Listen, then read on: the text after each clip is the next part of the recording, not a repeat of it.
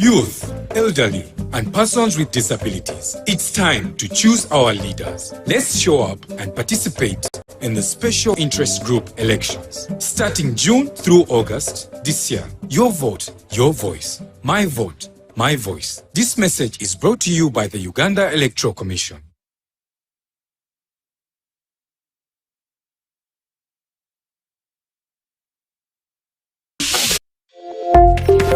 Youth of Purpose. Good evening, welcome. This is Youth of Purpose. My name is Ivan Tumkunde. I want to welcome you to this show and thank you so much for keeping it U24 TV. Your youth channel will give you a platform to be able to contribute to Uganda's development and make your lives better, get transformed. This show is here basically to give us a platform to talk about everything under the sun, talk about current affairs of what is happening in Uganda, in East Africa, in Africa, and globally. Today on Youth of Purpose, we are discussing the Trump administration understanding Doge, also looking at the relationship, the current issues to do with Trump and Elon Musk's relationship, but also most importantly, want to be able to see how all that can provide lessons to learn for emerging democracies like Uganda. We've seen so much happening of the previous 1 week, talk about the issue of protests, about immigration and customs enforcement, which is really an issue that we want to be able to learn from as Uganda. And that's what we're discussing today on Youth of Purpose. As usual, I have the normal suspects, and to start from my far left, Hafashimana. Welcome to the show. Kindly say hello to the viewer. Thank you very much, my powerful friend Ivan, but also the host for the Youth of Purpose. Viewers, my name is Hafashimana Asimwe. I come from Kisoro, but I'm also a fellow from the Uganda Democracies Academy, but I'm equally the chairperson for the young people of the NRM Youth League for Nyakabande Sub-County in Kisoro. I thank you, looking forward for a better focus of deliberations today. Thank you. Thank you. And next to Hafashimana, Comrade Emanzi. I call you Emanzi for certain reasons. Being able to stand for Pan-Africanism, speak on behalf of Africa, you must be Emanzi. For those who don't know what Emanzi means, it means someone who is brave. Welcome to the show. Kindly say hello to the viewer. Thank you very much, Ivan, for that quite intriguing introduction. Yes, thank you our viewers for being with us at this hour. My name is Mujisha Emanzi, like he is mentioned. I'm a Pan-Africanist, and I'm here to defend the interests of Africa to the core. Thank you so much. Thank you so much. And right next to me is the great man from the East, representing Bugisu sub-region, Nimrod Kakai. Welcome to Youth of Purpose. Thank you, my brother, Ivan, for always giving me an opportunity to come and share my views. Greetings to you, our good viewers. I want to congratulate all the young people that have got something nice in their life, but also I stand with all the young people out there that are struggling to achieve. I wish that you get whatever you desire. I'm happy to be here as well to share my views on the topic. I hope it's going to be a wonderful session for us all. Thank you. In Bugisu we say, Wanyarana. Wanyarana.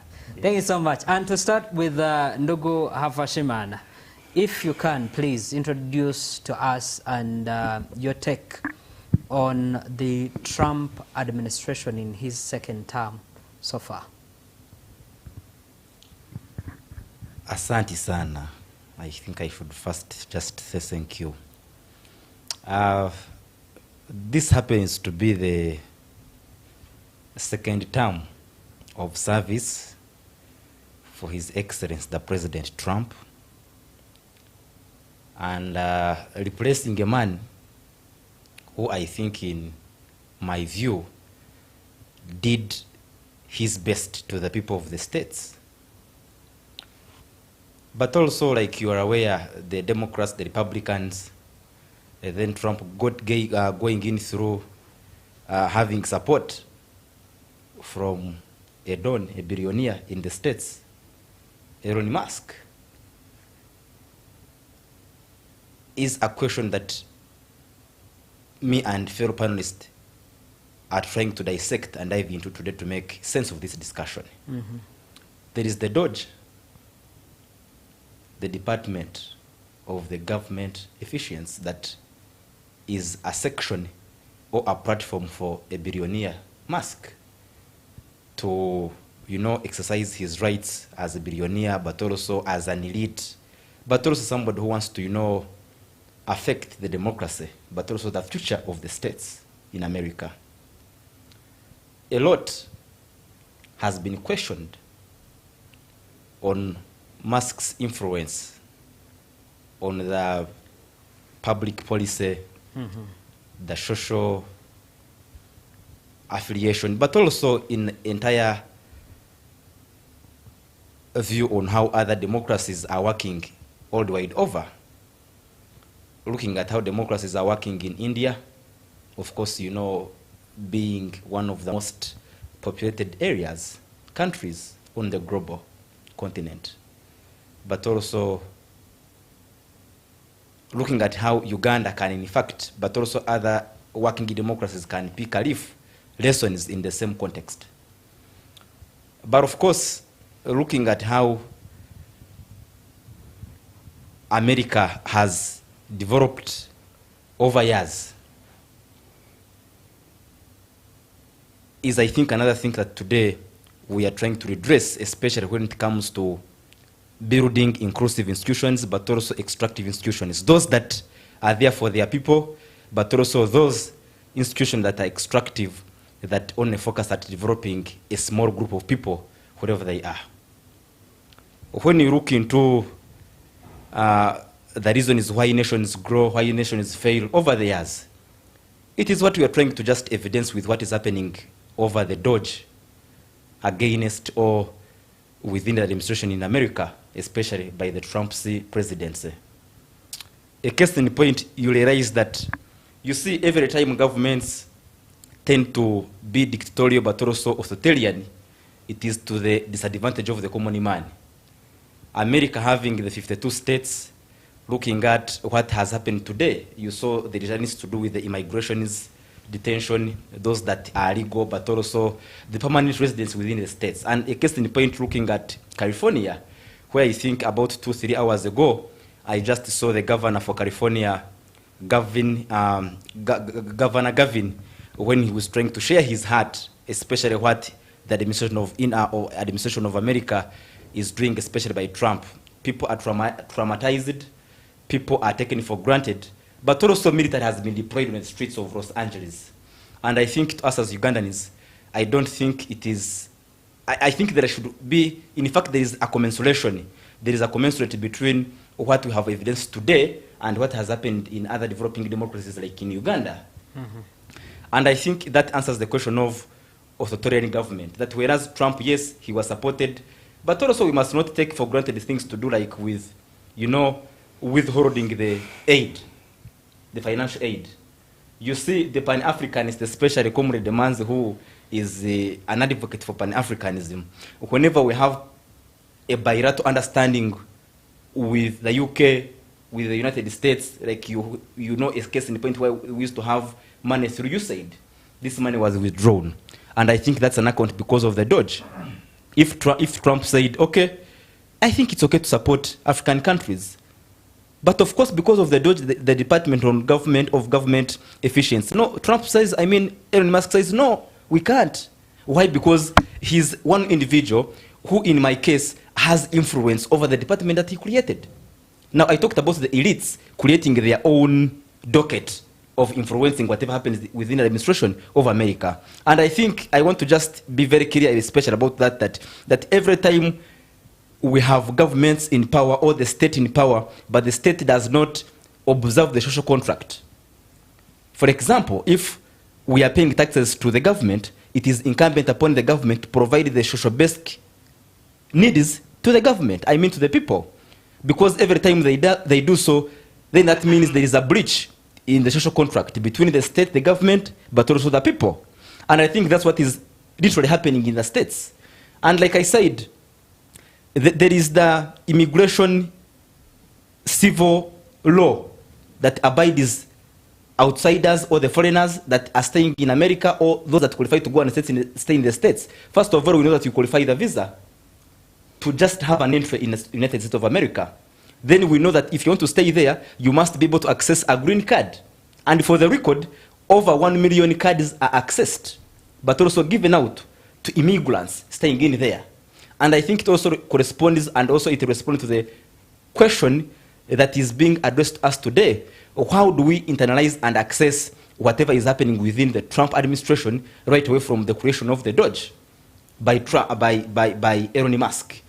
But I think you also might have seen the moves of charging and having users of X, a platform where young people have been internalizing, discussing, sharing ideas, connecting from a continent to the other, from Antarctica to Africa, from Africa to Europe, from Europe to Asia, from, over the 7 continents over the world. And I think he's also trying to use the same platform to ensure that he sabotages the young people to be able to pay. Not just the young people, but anybody who accesses the platform of X. So I think some of these things are trying to create an extractive institution within a state that it is at the expense of everybody, in my view, on earth.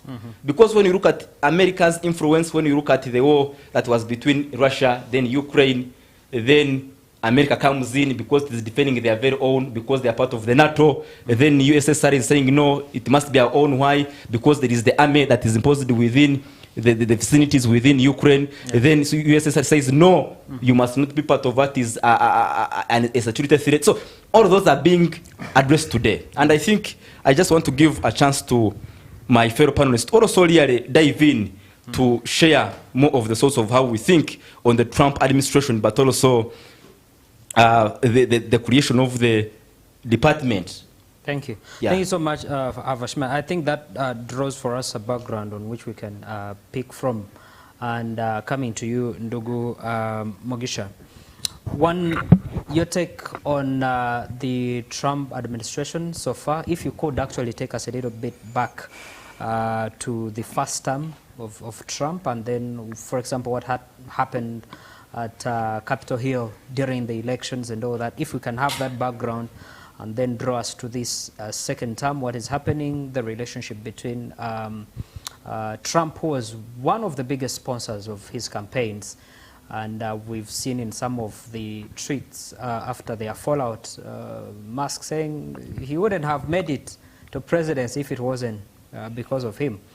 If you can break down for us all that background. Well, thank you so much, Ndugu Tumukunde, for that question. So, for just historical context, in 2016, when Donald Trump won his first term for presidency of America, it, in my opinion, changed the entire landscape of the political spectrum in the world. And you would ask me why. And this would be my response. Firstly, we saw a person that came from the business community, or rather the non-political side, and him being an already established businessman and trying to attempt to lead the greatest country on earth. To many, it was not a big surprise because Donald Trump, as a rich man, had so much influence in other sectors in the United States before. So when he came with a new tactic, firebrand. He was speaking a language that was new on the political spectrum, was using a tone that was, for lack of a better word, very disruptive. He was pointing fingers. He was using what we might call undiplomatic tone. And the whole game plan was he has come as a wrecking ball, right? To destabilize the establishment that was and uproot what he called the new America. And that is why he was riding on the catchphrase of Make America Great Again, MAGA. So in Donald Trump's first administration, he came with a narrative saying that we are going to make America great again now because we have lost our super power status to China, to Russia, and other emerging economies, which by default was a threat to the American establishment. America, being founded in 1788, got its constitution ratified in 1791. The difference after just 2 years. And the first 3 words of the Constitution of the United States of America says, "We the people." I want to quote that, "We the people." That means that the Americans, after the American Revolution, pride themselves in being the #1 globally across all sectors of governance, healthcare, security, defense, education, manufacture, trade, and what have you. So Trump was saying, we are going to get all our factories that were taken out of America because of the high taxes in America to come back so that we can create more jobs for America. We're going to fight the unemployment that had shot to about 35%, and that was the first time it had happened in American democracy. That is all in the first term. And he did. He pulled back all the factories that had taken their manufacturing plants in, for example, those of you that use iPhones. iPhone is an American brand from the company Apple.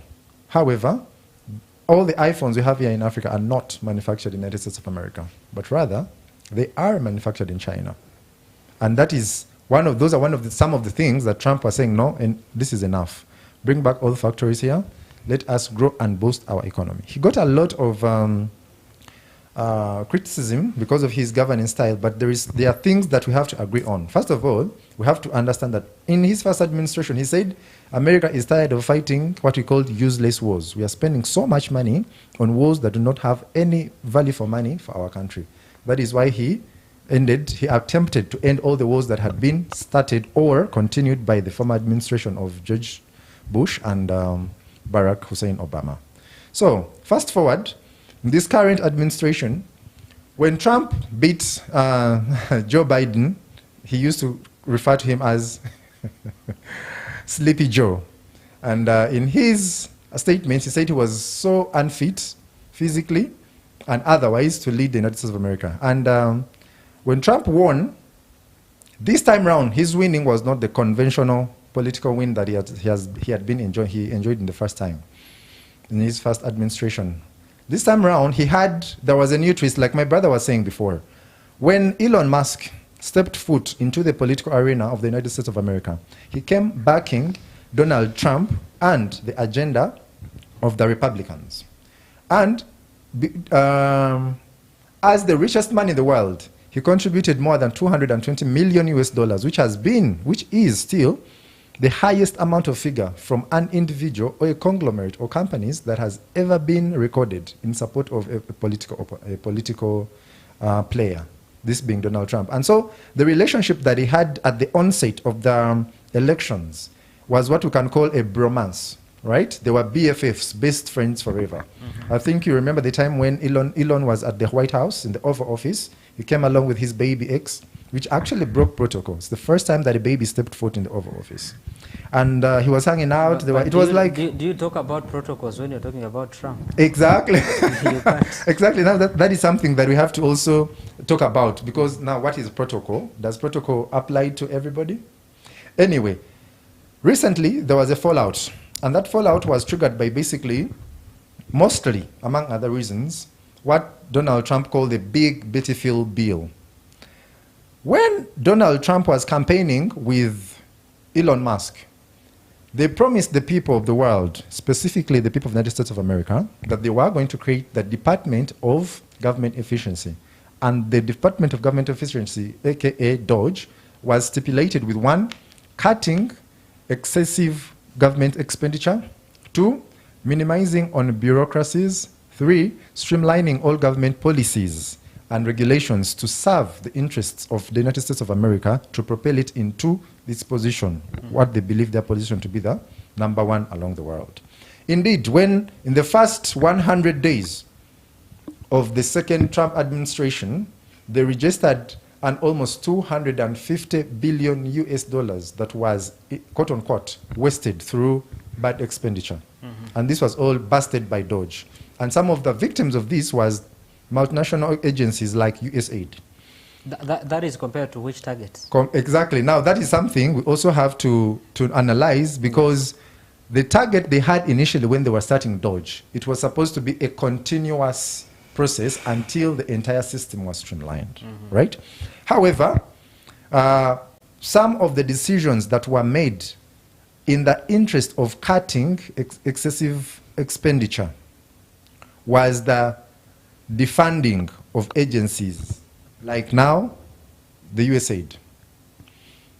And this had a very big implication, especially on African states, which heavily depended on the aid and support that came through USAID. For example, United States of America, through the USAID, supports Uganda with $1 billion US dollars annually. And 65% of that goes to health programs. Health programs being HIV treatment, child maternal health, vaccination, and improving on health information systems strengthening. So when that cut came, there was paralysis even in Uganda. We had at Makerere University institutions of research, they had all to pause on their work, and this dented on our efforts as a country in fighting malaria, HIV, and all these other things. So right now, Elon Musk fell out with Donald Trump. And the trigger, as of last week, was when Donald Trump passed or proposed to pass what he called the Big Beautiful Bill. Therein was a clause that was decommissioning the subsidies that were being given to Elon Musk. And that is where Elon Musk gets his foundation for institutions like, his private institutions like SpaceX. Can I give you, for context, NASA, the space agency for the United States, entirely depends on Dragon spacecraft, which takes its astronauts which takes American astronauts to the space station. So when they fail out, the fallout happened between Trump and Elon Musk. The first statement that Elon said was, "You would not be president if I had not supported you." And and Donald Trump responded by saying, "We are going to cut all the support we have been giving you in form of subsidies." And Elon, so it became a back and forth, what some analysts and scholars are terming as a fight of egos. This is one, Elon Musk is the richest man in the world. Donald Trump is the most powerful man in the world, right? So because of these ego clashes, we've had this altercation going on, and now it has triggered something that is more radical in terms of the ICE protests that we are seeing in Los Angeles right now. It is just actually a tip of the iceberg, because now we are seeing that people are going out of control. The power structure is being dismantled because people are saying the policies that you came with of illegal immigrants being heralded and put on planes and flown back immediately are, one, inhumane, because the United States of America has been looked at as a beacon of democracy, a beacon of human rights. So what you're doing is wrong. And the people are saying, no, we shall fight for our freedom, because our constitution says we, the people. I shall add on to this as we progress into the program. Thank you so much, Ndugu Mugisha. Coming to you, Nimrod. I think what they've done is real justice when it comes to giving us a background to what is happening. And now we come to the real niche of today's discussion. Talking about all that background they've given and the picture of the US that we had, but also the happenings at the moment, in comparison to what we have in Africa, my question is, where is the difference? But what is actually even most important is, does that change the description of democracy? And who is actually the head boy of defining what that is? Because for me, the question is, if anyone that comes in, what we were praising was that it doesn't matter who is the president of the United States. Because of the system, because of democracy, there are certain things that we thought can never change. But that has been proven wrong, actually. So in terms of the picture, all that is happening paints, if you can pick it up from there. Thank you, my brother, and thank you, my fellow panelists. You have given a very good perspective to the topic. The Trump administration, some time back, was analyzing the first 100 days, his decisions. The most interesting is that history has it, science has it, and reality has it, that business leadership and social transformation leadership can never be the same. Why? A businessman every day will wake up to think of profits.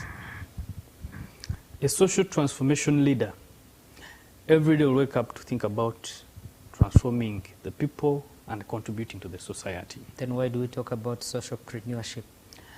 Now, Make it work.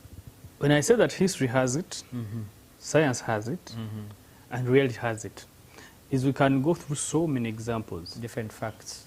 and that have tried to do social entrepreneur kind of leadership. At the end of the day, the interests of the leader will emerge. Where does your heart fall when time comes? My brothers here have given a very good perspective on Trump-Elon relationship. I think it's important that we get to the implications and to understand your question better on the reality of democracy. In the sub-Saharan Africa and some parts of Africa, we are still struggling with the first industrial revolution. That our people in my village in Amisidra are still using hose as a means of, as a tool of agriculture.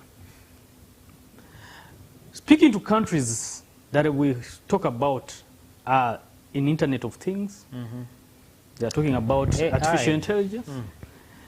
They are in entering the sixth industrial revolution. And Africa, Uganda in particular, is still in the first industrial revolution. We are not even there. We are not even fully there. That we have tractors as the basic means of agricultural cultivation. Leave out tractors. We can't be able to determine that actually we're going to have either enough rains in a given seasons or not Now, to advise our farmers. And as leaders, we have a very big duty to help our community and our societies to differentiate these two things. The desire for democracy, I have it, like any other Ugandan has it. But the reality of it is now what we're facing. During the campaigns of Trump and Elon Musk, which democracy are you talking about in the first place? Before we even say the desire for democracy, what are you talking about when we say the democracy? desire of the democracy is where there is government of the people, by the people, and for the people. That's the democracy I'm talking about. That we have leadership that is determined by the majority, works for the majority, and stands for the majority. That's the desire I have. But maybe that form of democracy, brother, in the Pan-Africanist school of thought is highly contested. yes. But I think we shall get back to that. All right. If you could, please, you can be Yes, free because, to. when you look at the democracy, for lack of a better word, in the African context, as we understood it, it was not for it was not number based, right? It was not number based because now it is statistics based. We're going to say the tenets basically. We're going to an election. I'm vying for the president of Uganda. People vote for me. The one with the most votes goes on. Yes, And the winner takes it all. takes it all. Yeah. Yet traditionally, how our governance structure in Africa, it was everybody must get something. That is why in traditional Africa, we never had homeless people, we never had prisons or jail, and all that was our Africanized kind of democracy. Yes. Thank you. Can take it. I agree with his submission. Bring back to the topic. Yeah. I was just giving that as a perspective that we are speaking about getting lessons from a democracy that is 360 years with a democracy of Uganda, whereby actually to me is around 35 years. Why? All the first 30 years since we got independence, We never practice democracy. Government takes over from another. Insurgencies after insurgencies. You know, cause after cause. Yeah. So I think it's only the President Museveni that has tried Have some stability. to some stability that they can have an election in the country. But Yes, we shall. We can have its challenges, but there's a semblance. Yeah, but And we are still getting we understand there. for example, the regions where you come from and then the north. Out of these 40 years we talk about, the first 20, it was instability. Even I can say in the west, leave out parts of, for example, Rwenzori, because Rwenzori was also very, very unstable. But even though even some parts were not really under wars, but people couldn't settle because they knew what is in Kasese can easily get to Ntungamo, can easily get to Mbara. I remember when we were young, and once in a while you hear they've arrested a certain rebel who was in a certain forest and stuff. So the first 20 years specifically, I don't think Uganda was that stable. So we've been a bit stable as a country. Yes, for I 20 agree. years. This government fought 27 rebel groups. And I think by 2008, that's when we crushed all the rebel groups, and we declared Uganda that from Katuna to Ruahaha, from Swamu to Malaba, you can move freely, day and night. But away from that, getting back to the leadership, that's why we're here today. When you look at issues of American Trump leadership, the first 100 days were full of so many executive orders. And one of them was about issues to, in my opinion, is Trump to prove that he's a world leader, where he said putting so many issues of taxes on imports to the U.S. When you look at his decisions to withdraw aid, to form the Department of Government Efficiency, I look at them as populist decisions. Yeah, true. That is why populist decisions, that he wanted to prove a point. But the reality has actually not taken, I thought it would take a little longer, but the reality has come so early. As I was saying, that history has it, science has it, that you cannot bring populism in decision making. Populism of saying I can end the Russia-Ukraine Yes, war in one week. day. You see, those are lessons I draw from President Museveni. If there are people that I know that are so patient in decision making, is that man, Yoweri Kaguta Museveni. Why do I say that? That he makes sure that he thinks, he looks at all things before he makes a decision, because he knows the impact. He doesn't want to make a decision that will immediately are populist. Now, when you look at Elon Musk, one, he wants to prove a point as a populist, but also as a businessman. You look at decisions that were done and affected the civil servants of the United States, that in one space of 100 days, there were a downside on Tesla. People were striking, protesting, that you have cut our capacity to earn a good living. In the US, the target of Doge was $2 trillion. Okay, later reduced to $175 billion. So the reality as a government is that before you make decisions, this might be one of the lessons, that before you make decisions, look at its cost to the state. Now, America wanted to remain in its own space alone. Now, the reality has hit it that you cannot survive alone, even if you are the greatest nation. One, there are so many imports that come in the country. If you're imposing these taxes, like on Uganda, we have seen adding more 40% on our imports to the US, you isolate yourself as a nation. And who suffers is the Wananchi. And when they suffer, they break out. The strikes we are seeing today in Los Angeles. Secondly, is that you cannot use the business to run a government. When you're running a government, now Trump has just realized that the subsidies he gave are actually a problem, that the government is losing a lot of money, that Elon Musk using his capacity to access information illegally. And now they have caused legal disputes. Now, that shows that as a leader, even if you're the greatest leader, you must understand that there are systems, norms, and cultures of a state that you must listen and follow. But also, you must understand that as you do the populism campaign, end of the day, there's the reality of governance. We break it up from there, and I think that is very important for those that are going for elections. As you're making all those promises, know that the reality is going to come in. know that you're a member of parliament. You're not, you're not the one who is going to be able to construct roads. You're not the one who is going to fully build the churches and stuff. You can only do your personal contributions, but certain promises that you're making, you might not be able to make, and definitely you make those promises, the wananchi are right to be able to demand that from you. This show is proudly brought to you by the Electoral Commission, and we pick it from there. The wananchi, please make sure that you use this time to hold those leaders accountable. Those who went to parliament and never did anything. Those who went to councils, never did any work, hold them accountable. But also, make sure that the ones that you're going to elect right now is because of their merit, the great things that they've done, not because they've invited you to a rally and you've been able to eat rice and, you know, you go back with 1,000, you've had a bottle of soda. Please, vote leaders that are going to be able to represent you in Parliament. I thank you so much for watching this show, and we're here every Wednesday, 9 p.m., Youth of Purpose, to give you a platform as young people to talk about all issues concerning us and how we can be able to make our country, Uganda, better. We go in for a break. We'll be right back. Youth of Purpose. Youth voters on your wallet.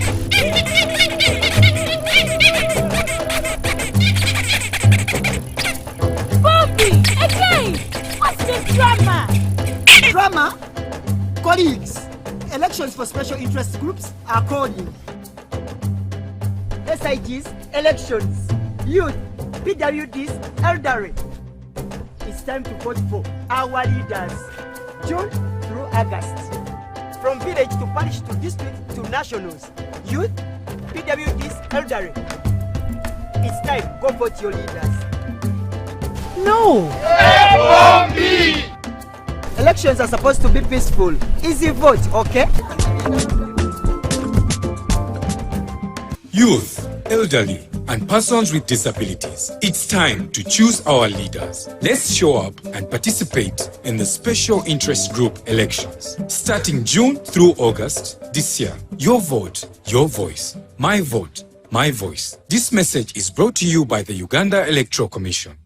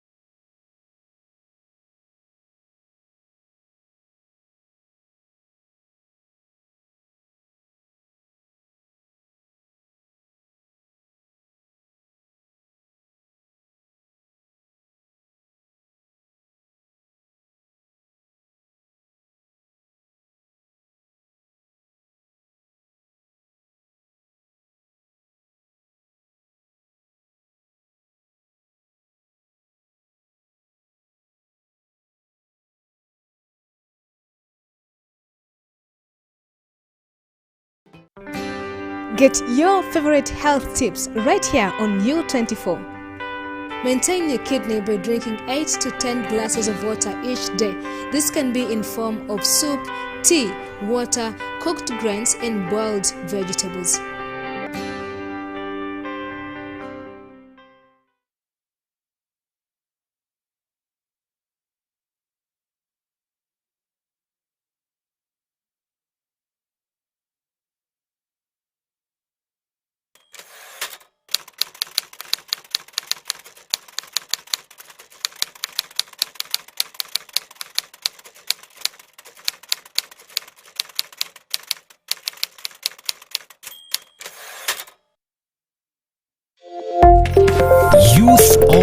purpose.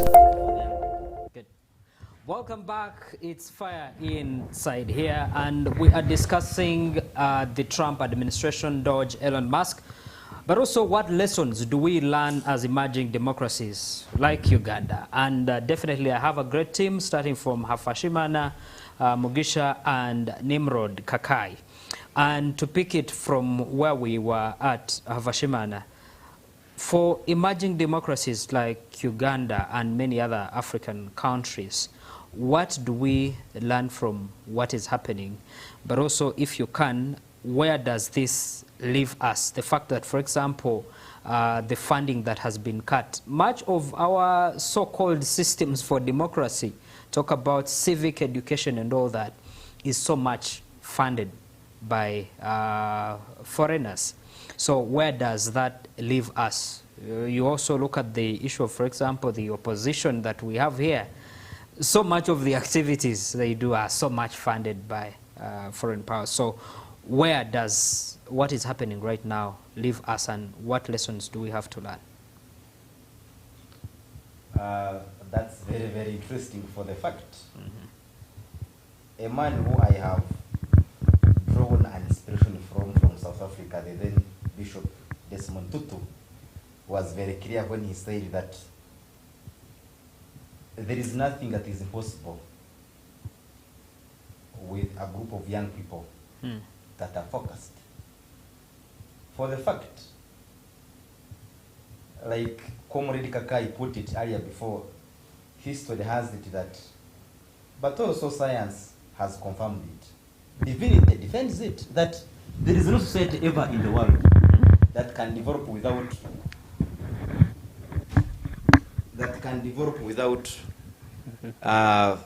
involvement of the young people. And I think that's why today we are talking about democracy. Yeah? And when you look at what is happening in America and what other democracies can, for example, pick from this kind of context, especially for the democracy in Uganda, but also drawing an inspiration from countries like Brazil, the Netherlands, but also India. When you look at how institutions operate, like Electoral Commission, I am glad it is supporting this kind of show. And I think to me it is a contribution ever before to the civic education in the country. And I think it talks about independence in this case. You see, over years, year in, year out, we have had donations from the states, from the UK, USAID, and all those. And because I talked about independence, interdependence, and dependency, every time we would not get the aid from outside, we call these people colonialists. But if we begin getting money from them, they become partners. And I think that has defined the relationship that we have with them in a long run, but also intermediate. Because they are sometimes available, but other times they're not available. So I'm talking about a point to do with independence of institutions. If we are talking about judiciary, the legal chambers, the Chief Justice must act independently without sabotage from either Parliament, which is the legislature, but even the executive. But I think, you know, in Uganda we have, I think it's a challenge, especially when you look at the appointing authority. Who appoints the General Commission or the Commissioner General of URA? The Fountain of Honor. Who appoints Commissioner General Uganda Prisons? Now, we are addressing the point of having institutions being independent. That if the judiciary wants to make a decision, then is it dependent of the executive or it is dependent on itself? And when you look at Parliament, the same thing is happening. So, whereas we are trying to cry for a better democracy, and I think in the previous discussion with fellow panelists, one of them should have put clear that whereas we admire democracy, at some point it does not present the ideas of the majority. Because if we were in a contestation of 3 people, and we had 100 voters, and I got 30 voters, and then this person got 30 voters, then there was, there is also rigging because of, some people are more mafia than others. They think ahead of, they think ahead, So that means if I'm getting 20 or 30 and you're getting, so there is a mismatch between all the voters that I'm getting and you who is going to be declared as the winner at the end of the day. But you also know scenarios whereby a candidate wins and another candidate is declared the winner, either because of earlier briefs with the person who is the returning officer in charge of the election and all of those. That's why when you look at how local council elections are conducted, when you look at how direct member of parliament are elected, and all of those people, at the end of the day, there is, there is sabotage, there are fracasses, there are fights, election violence now. Now, whereas we're trying to address the idea of what Uganda can really pick from all of this kind of thing is that in economics, you normally say that it all goes back to the consumer. You might hike the prices because you're the producer. You might be autocratic because you are the, head of the state. You are the Trump. You are the. But at the end of the day, you were there because people chose that you should be there. Thank you. Thank you so much, Hafashiman. Ndugu Mugisha, if we compare what is happening, for example, in Los Angeles right now, if you see how, the army is holding the people that are protesting, and if we see also the exchange between the California governor and Trump, what do we get from there, and what are we able to learn in as far as comparing what happens here? Also talk about the issue of human rights. We talk about these immigrants that are being, unfortunately, without due trial. They are not taken either to courts and stuff, but they are just deported. What do we pick from that in as far as comparison, comparing the Ugandan democracy and the US? I think for me, it all rotates around the same concept that whoever has power wants to maintain their grip on power, either using democratic means or other nonchalant, or what other people call counter-revolutionary means. In Los Angeles, when Donald Trump launched, or rather officiated, the deployment of more than 2,000 Coast Guards to come and try to quit the riots, the mayor put up a strong fight and said, no, this is not necessary because, one, you did not go through the right channels to first go through us or even consult us, the local administrators, and that is authoritarian. Actually, the mayor called Donald Trump an authoritarian and undemocratic. And immediately after that statement was made, Donald Trump added an additional 700 navies. So what does this show you? It shows you that there is a person that is trying to prove that I am the guy in charge. I am the new sheriff in town. Again, the ego is playing out. Exactly. So he shows I'm the one calling the shots now. Yeah. And every time you see a democracy with such power clashes, other analysts will say that is a functional democracy. Because in a functional democracy, there has to be that tug of war, pulling, right? However, if you look at some of the tenets of how a democracy is supposed to unfold, and right now I'm talking about the democracy that my fellow panelist was talking about, the one that was sold to us, for the people, by the people, of the people, sijui what. Now, like he mentioned, it is the people that say, Tumkunde, we have voted for you, be our president. However, that does not give you the mandate to go against the will of the people by overriding some of the provisions in the Constitution. Just to give you a more clear adage to that, East African community, and one of the pillars we have the free movement of people across borders. Is it happening? Now, that's the thing. Is it happening? How many people are easily moving, both people and their goods, in the community and establishing themselves, as was the dream of the founding fathers of the East African community? So does that mean that at a certain point, B, one country shall say, I'm using this as an example. Rwandans in, say, Kenya, no, now we are tired of you, you go back. What are we going to do? We're going to get you, throw you on trucks and deport you. Because if the people that have had a 372-year-old democracy are doing the same now, what about us, whose democracy is under 5 decades? That, to me, is representative of a crack and a calling shot for us to, one, customize our democracy on our values as a people.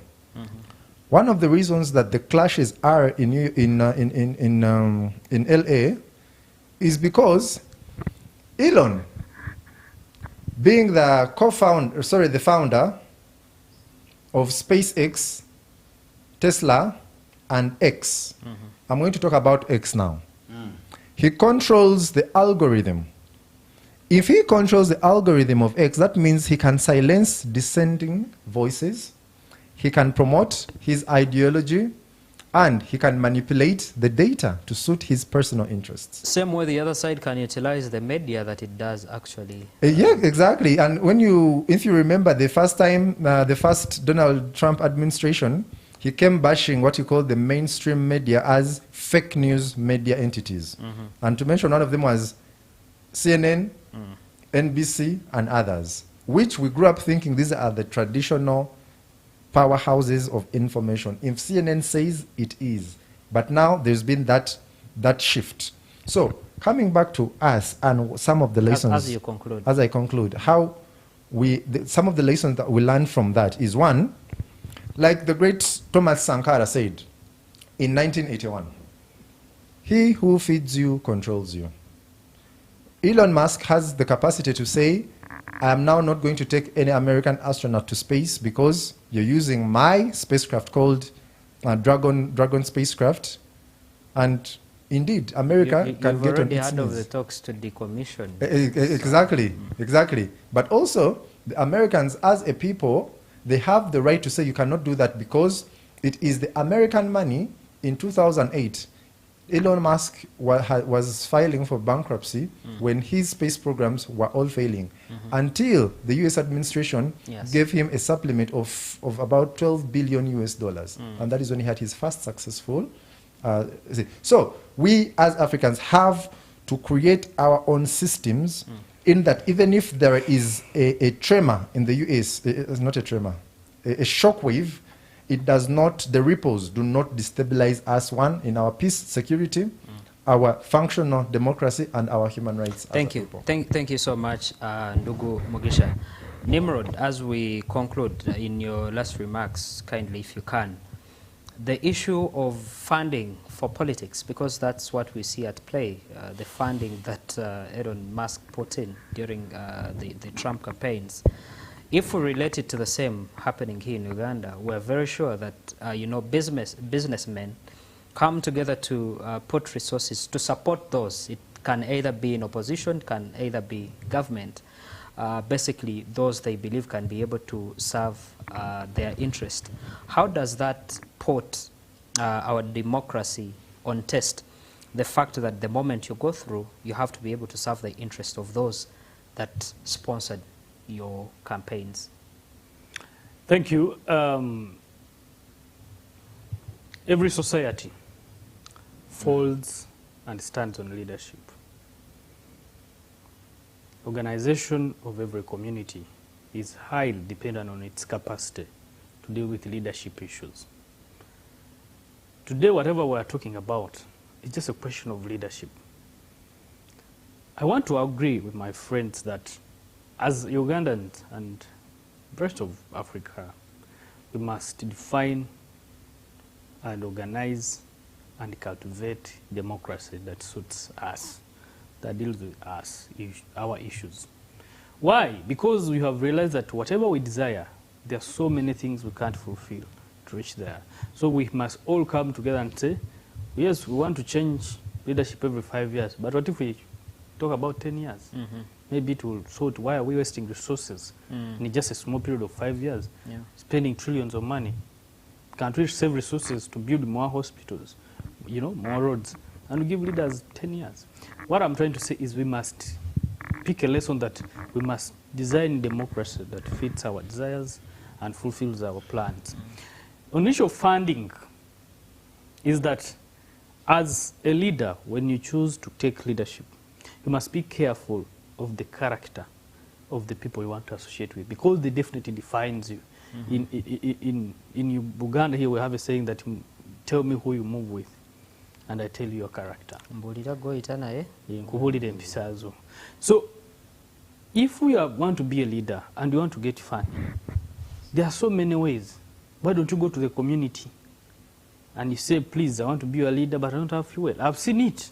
Ugandans are generous people. If you have a message that they think it speaks to their heart, and you have a plan for the state, or for whatever position you want to run for, they will support you. They will support you. Same way you put your message and you are able to be supported in Bogiso. Thank you so much. It's been a great discussion today evening, and I hope we have been able to help you to have an insight in a few things that are happening.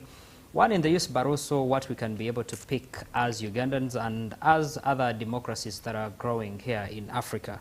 I thank you so much for being a part of this show, proudly brought to you by the Electoral Commission. To remind you that special interest group elections are actually happening until August. So make sure that you do take a part of those elections. As young people, I encourage you, go for those positions, show what we can be able to do in transforming Uganda. Thank you so much for watching this show.